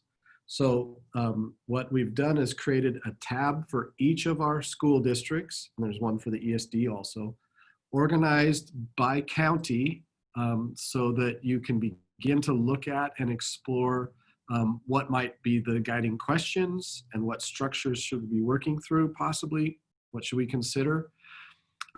If you would, and you're willing to use this kind of a structure for gathering the summary of your plans, even if you're just summarizing it, and you've got work in other spaces, but you have somebody who's comfortable using Google, you could modify your tab to be your own, but it would create transparency. It'd be beneficial for us as a region to be sharing in space like this, because one, it creates common structure and approach, but also it creates transparency across our districts so that folks can see what the others are thinking and how they're going about their planning process. So from the largest to the smallest, let me kind of just work through this a little bit. So to begin with, it's a Google workbook. So that means it's just like an Excel spreadsheet. If you're into Excel or you've used Google Sheets before, there are tabs all across the bottom. There's a generic action planning template that we've replicated 46 or 47 times. Wahilut is in here, 44 school districts plus Wahilut, our tribal compact school. One for the ESD to use, also if we choose for our programs, Olympic Academy, and others outside of this region. If you're coming to this session from outside of this region and you want to copy this tab or this workbook, have at it. Feel free to use it as it feels appropriate to you. The 6 sessions of this week are planning process overall. That's this session right now. So leadership team, task force activities. So you can see a set of guiding questions. One of the first things I talked about is what's our vision for the 2020-21 school year? And what we've done is taken these guiding questions, who's going to be involved in our leadership team, and crosswalked it to the OSPI key themes. So if we're doing work in this space and we're responding to the questions and possibly building out some action steps or some timelines, this is going to begin to look like a generic planning tool. We're already aligned to the OSPI key themes, and we would be able to export it into a common format once a template is available, or we would be able to modify it, or you would be able to modify it as it makes sense for you. So I'm looking at the leadership team task force. Session 2 this afternoon is communication. So we have communicating with needs assessment, and needs assessment is the focus for this afternoon. And what you'll see there are a set of guiding questions that relate to that content area, crosswalked also to the OSPI themes.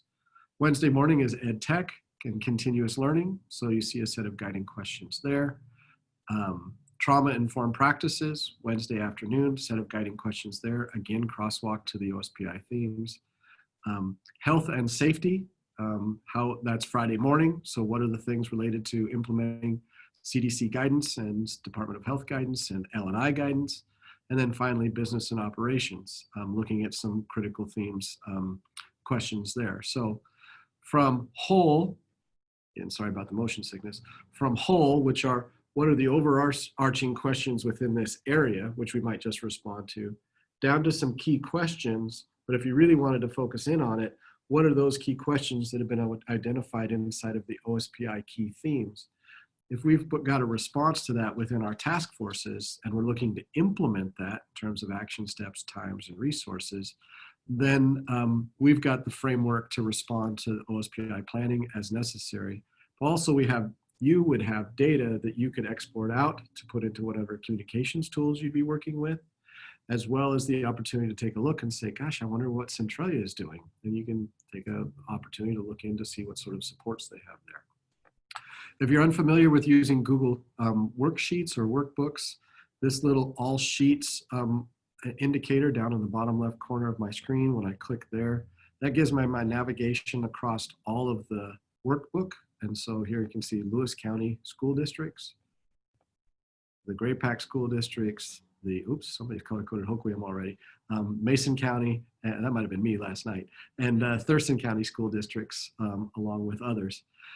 So the structure here is kind of the final element of a platform that I'd encourage you to be thinking about. Whether you use this or not, entirely up to you. Whether you take it as is or modify a page completely to meet your needs better, totally up to you.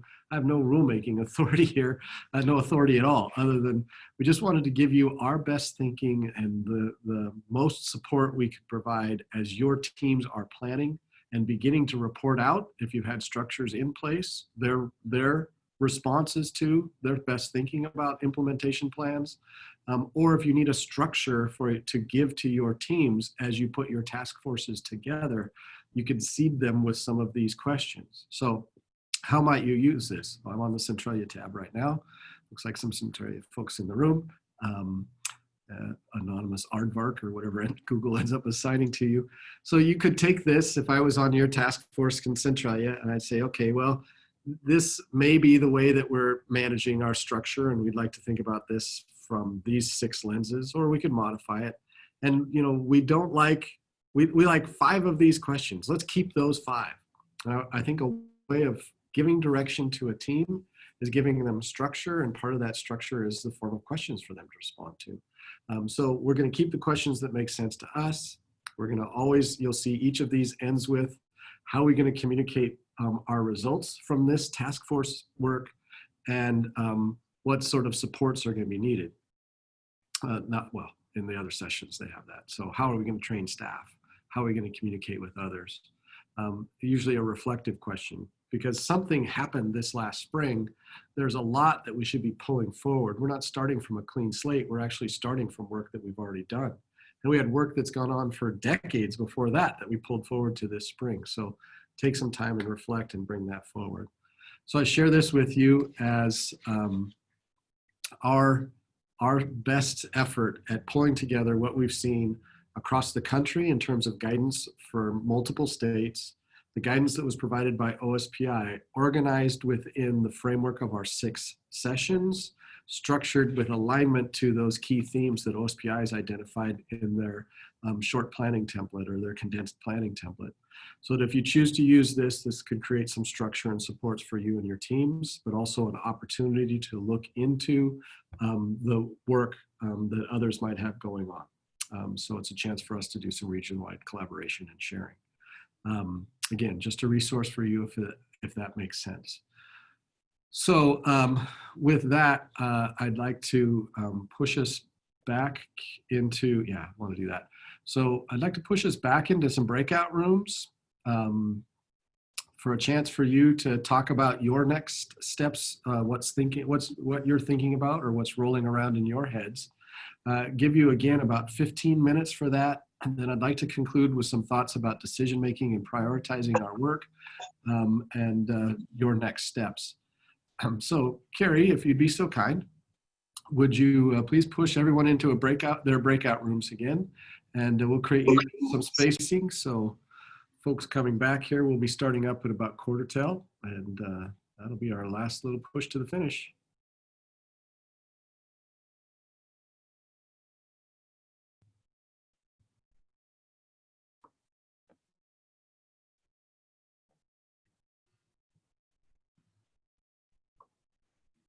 Welcome back, folks. Thanks for joining us. Hopefully you enjoyed your breakout sessions. We're gonna conclude here just a couple of final concluding thoughts, and then opportunity for a little bit of Q&A discussion, and then space for those of you that want to stay in this Zoom session to continue to have some team time to think about your next steps. So I will post to this this chat window, Cherry, if you'd be so kind as to put the link to that Google document in there. And then we have the participants. Jamie's question is, do we have to sign in for anything on clock hours? Our team will take a look at that as well. So we'll push some things there, including a PDF version of this slide deck for folks that want to use it for your own evil purposes. Use it as you feel would be appropriate. As I mentioned at the start of this time together, we'll also be pushing these things up to the website.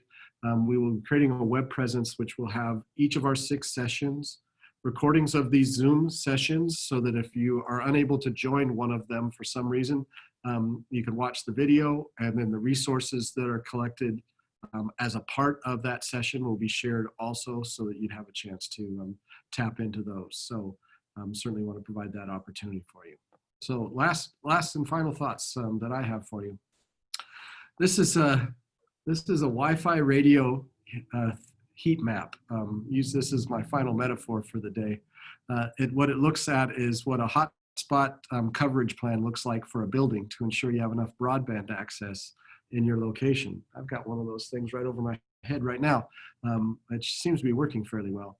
It for me is a way of thinking about all of the work that you have ahead of you. Rest me. Yep, I'm in a room all by myself. Seasonal allergies. You have a lot of work ahead of you. You have a number of tasks that you just looked at that list of questions in 6 buckets, and it can look very daunting. Looking at the guidance that we have to respond to, also similarly very, very daunting. Any one thing feels like a great big thing. So how do we break it down into smaller chunks? And how do we focus in on those things that are going to be priorities for us? President Eisenhower, then General Eisenhower, came up with this thing that's called the Eisenhower Matrix. This link, I can't remember if I sent this to you, Cherry, or not. And if I didn't, it's on the bottom of this slide. Can post that into the chat window too. President Eisenhower was talking about the management of his tasks and how he handles them. And he created this thing called the Eisenhower Matrix, which has got 2 dimensions to it. Those things, the degree of urgency, stuff that's super urgent and not so urgent, that goes left and right. And the things that are important and not so important, and it's how he figured out what he was going to be focusing his time and energy on in any particular day as he was looking at his processes for what he was going to do, what he was going to delegate to do, what he was going to plan to do. And so I bring this to you, the thermal image, as well as this framework as my final thoughts as far as what your next steps might need to look like. As a planning team, if you're a small district planning team, or you're a planning team of 1 and you're doing this work, or you're a large complex organization, which we heard Alex talking about, with hundreds of people involved and 7 or 8 task forces plus a district-wide steering committee, you still have the same responsibility ahead of you, which is, if everything is a priority, nothing is. And so we have to figure out where our priorities are and how much time we have to allocate to those tasks and responsibilities so that we can get them done in a way that's going to help us get to the place where we all want to be, which is successfully opening school. So my encouragement, if we were in a room meeting together, we would take a list of the questions that we needed to respond to, and we'd get a dots exercise, or we'd have some sort of a strategy to figure out, okay, what's going to surface to the top for us?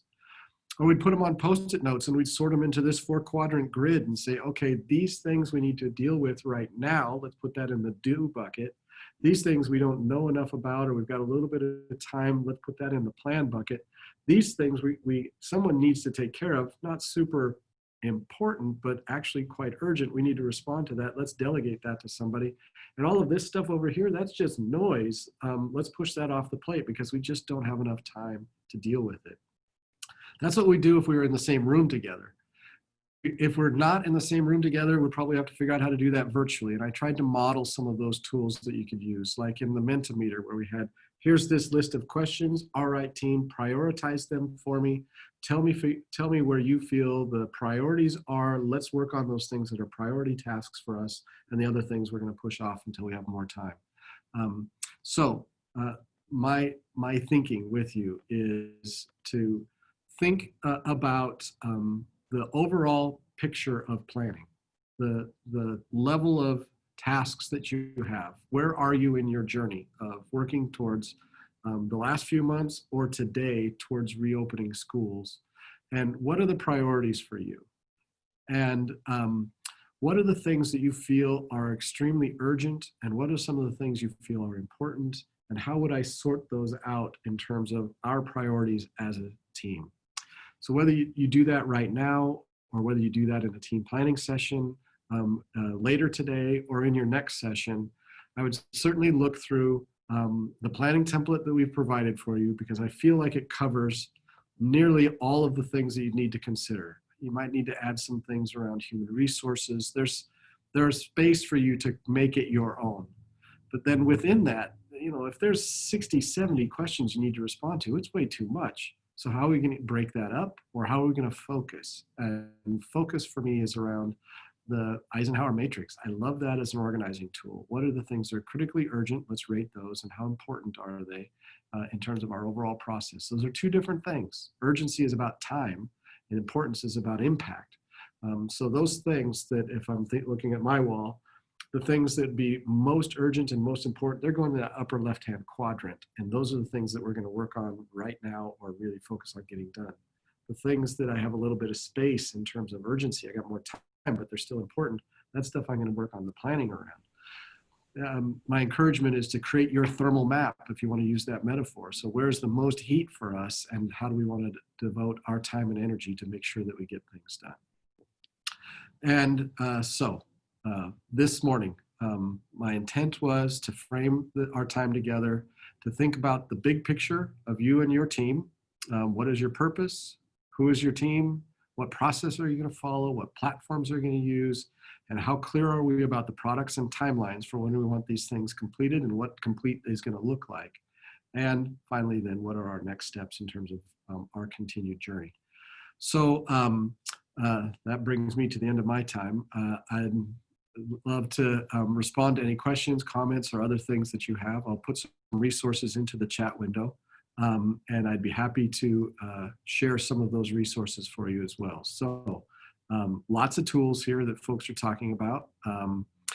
We will leave this session open. We'll, Carrie, if you wouldn't mind, because our next session isn't using this session ID, if we can keep this open, we will at 12 o'clock give you the option to go back to your district level breakouts, so you can spend some time together as a district team thinking about your planning and what you might need to do in terms of next steps. So Alicia, we'll create that space for you. You see the link to the planning tool there. I want to see if there's anything else I need to respond to. Yeah, people talking about collaboration tools. Yes, we have a Jamboard here. There's some whiteboard features inside of. Pick the platform that works for you, either you're comfortable with or want to work with. There's a lot of great tools there. All right. And if you attend a question about surveys, Kristen was going to have some question templates. She actually has a survey team that's going to be joining her in the afternoon. And so a great opportunity there. Those tools will be available for you. So Kristen's got a lot of tools for you to share around staff surveys, community surveys, student surveys, some questions, some items that you might use, and some structures you might use in that space. So, all righty. Anything else, folks, that you'd like to share? Comments that you have, questions you might have for us before I sign off? We'll leave this space open for you for team planning.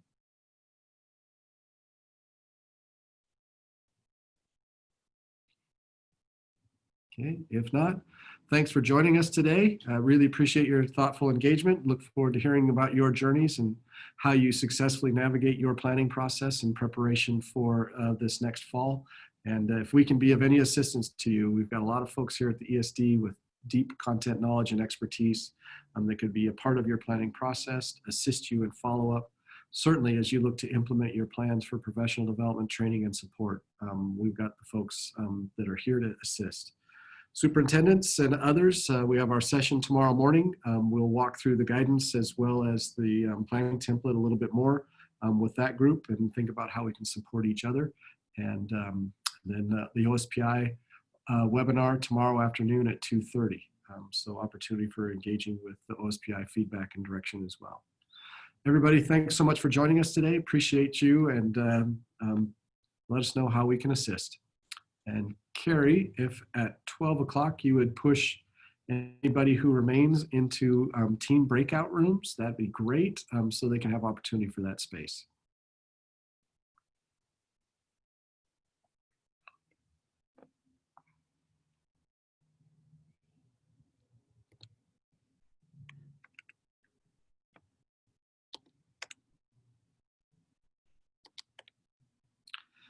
And for those of you still here, this is what the session progression looks like for the rest of this week with the session IDs in PD Enroller. And we have Zoom sessions scheduled for all of those. We'll send out follow-up for folks about where our web-based resources will be housed.